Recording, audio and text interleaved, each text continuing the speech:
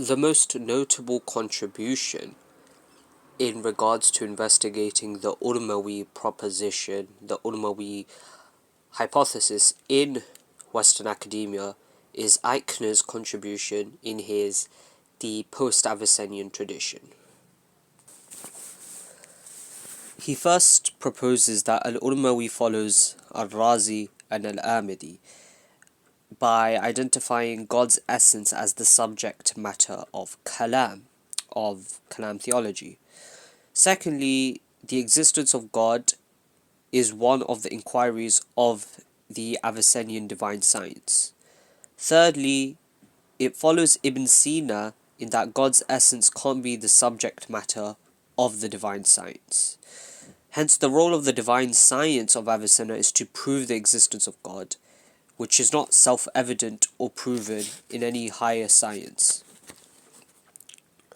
Urmawi faithfully reproduces Ibn Sina's argument according to Eichner, and furthermore the divine science investigates all of existence, then proves existence of God as a first principle of existence along with other causes. Thus, Urmawi integrates Kalam into the general structure of Avicennian science according to Eichner. However, there are two issues that arise with this proposition. Number one is the assertion that Urmawi follows Razi and Ahmadi in stating the object matter of Kalam is divine science, is the divine essence or the attributes. As we have already seen before, Al-Razi and Al-Ahmadi don't make any clear attempt to identify the subject matter of Kalam, but rather they simply talk about the nobility of the science. Number two is that Urmawi isn't in fact faithfully following Ibn Sina, but rather Urmawi has a subtler proposal, which is the reformulation of Kalam theology and Avicenna's divine science. Urmawi re-envisions Avicenna's divine science as general metaphysics, whilst Kalam theology to a particular being, meaning God. Hence, Avicenna's divine science, according to Urmawi, should deal with the existent, whilst Kalam theology should deal with the specific existent, meaning God. From the scholars who came after Al-Urmawi who evaluated and engaged with Urmawi's proposal is Al-Ibri in his Kitab al-Idah fi Sharh al-Misbah. He mentions that Kalam theology investigates the essential accidents of the existence qua itself, in accordance with the principle of Islam, by virtue of which it's distinguished from the divine science of Avicenna, with which it shares its subject matter. However, this does not explain in sufficient detail how this would work according to the theory of science found in Ibn Sina's or Avicenna's logic. Furthermore, it doesn't explain how the qualification, the principle of Islam, distinguishes Kalam theology from Avicennian metaphysics. Thus, Al-Ibri goes against Al-Urmawi by saying God isn't the subject matter of Kalam theology, because firstly, existence may be self-evident. If it is not the case that existence is self-evident, then proving existence is either hopeless or not. If it is not hopeless to prove existence, then it is proven in a higher science, or it is proven in the very same science. However, all four of these cannot work. Hence, God isn't the subject matter of Kalam theology, according to Al-Ibri.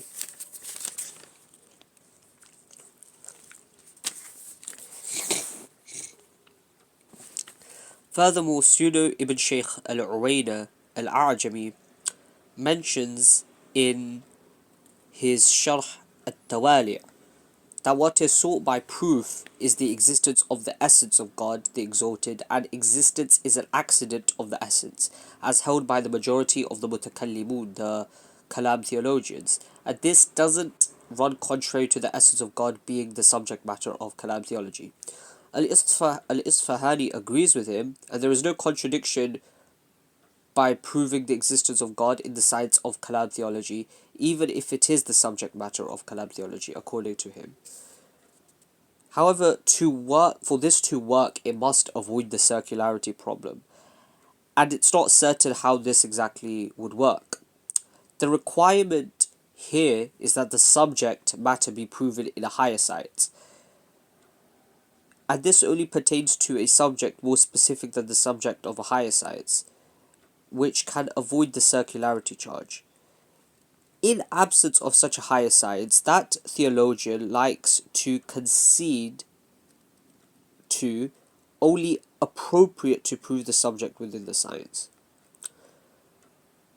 Meaning, if there is no higher science to which the theologian can concede to prove such a thing, then it's only appropriate to prove the subject matter within said science. And as many theologians viewed Kalam theology as the highest science, and there is no science higher than it, hence it is appropriate merely to prove the subject matter of Kalam theology by using Kalam theology. Thus, there's no circularity if the mutakallim, the theologian, doesn't engage in any inquiries which already presuppose the existence of the subject. Then comes As-Samarqandi in his Al-Ma'arif, and he proposes the subject matter of Kalam theology is the existence according to the law of Islam. Al-A'jami openly doubts this claim. This is because according to him, and I quote, this is because the existent under this description is the subject of metaphysics and not for this science alone.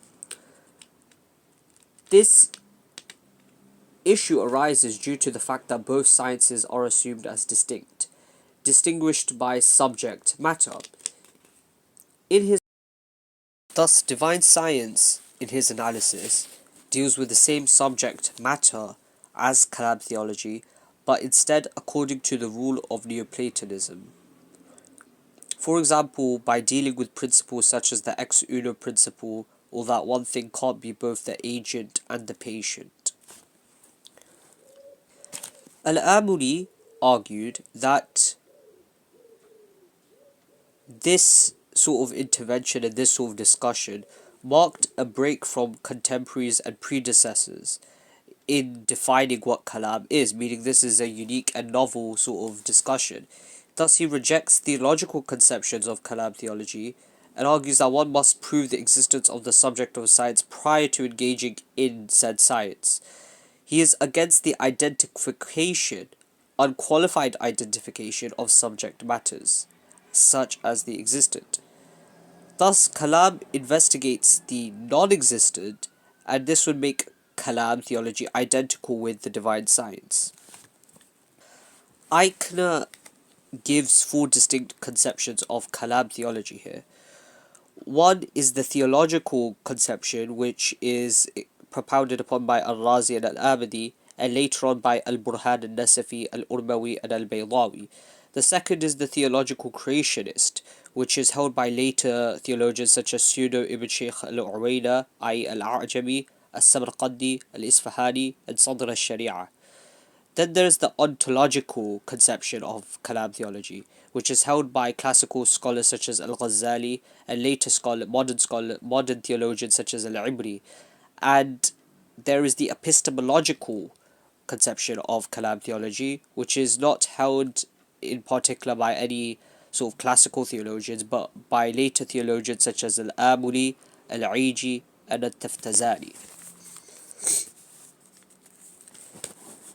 However, there are issues with this naming scheme of Eichner, in that it's simply a naming scheme, and it doesn't really explain anything. And there are some questionable choices here, as Al-Ma'lum is translated as epistemological, but in reality its correct and more accurate translation would be the knowable. All of these debates and discussions would lead to very famous debates between Al-Taftazani and Al-Jurjani, and then thus the intervention by Ad-Dawani. The most important consequence of all of this would be the development of this kind of meta-philosophy, and the discovery of philosophy itself as a general science independent of any particular approach or theological school. Thus, it would be demonstrated as a self-conscious project in direct competition with other non-Islamic philosophies. At-Taftazani is the first one who distinguishes classical theology, Kalam theology, from later Kalam theology. He presents lengthy discussions on general problems related to the theory of science. The unity of subject matter need not be a naturally unconditional unified entity. Maybe it may be an abstractly conditioned entity, it may be taken under particular description or qualification. And furthermore, what is presented in his works is the mawjood, the present or the existent, or al-ma'lum, the knowable perspectives. The metaphysician investigates in unqualified manner, whilst the theologian does so by the rule of Islam.